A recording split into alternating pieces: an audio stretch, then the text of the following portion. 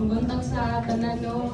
Mabuntag sa tanan. Salamat kayo kay nagpakita gid mo kanang importansya sa amo ang karon sa akong mahina sa buhay ninyo. Naguna ako ang luha.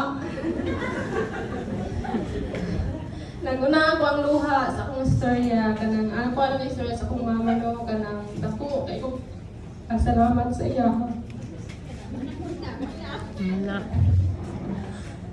Makita man ko ninyo tanan nga kanang maayo ko nga pagtako pero akong struggle nga wala akong mama sobra-sobra.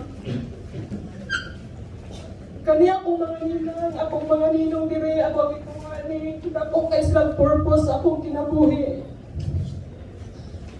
Morning ako silang ipili kay eskwela ko nga dili sayon na himo akong advisor silang Sir Rainy. Nahimo kong anak-anak ko, kay bantay ko sa balay nilang Ma'am Gina, kami nilang Ma'am Albios, dito pa ko pakanon sa una, ilang Ma'am Lorna, daghan kay ka-advise sa akuan, si Ma'am Rosalie, basta, ito bang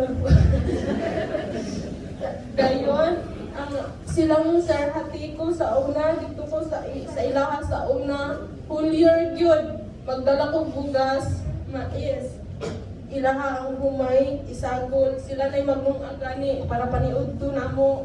Ilaha ang sudan. Mag-exam ko, usahay, sa sari ko ay maglungag. Ako, mukhaon na lang ko, mahulaw na unta kay ko, kaya ako ang advisor.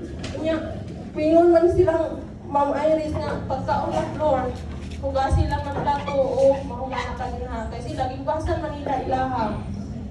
Tanan ako ang mga gikuha danhi puros gini sila na ay takot impacts akong kinabuhi wa ko ning kuha o wala lang makuan na wala ko kuha lang kay bigatin kuha ko kay maestra ko ni ana wala ko dayon sa akong mama salamat kayo sa tanan ma kay nagdako ko wala ka dayon wala ka na limot yun og pakuan sa pagkakatako ko nga mahimong buutan.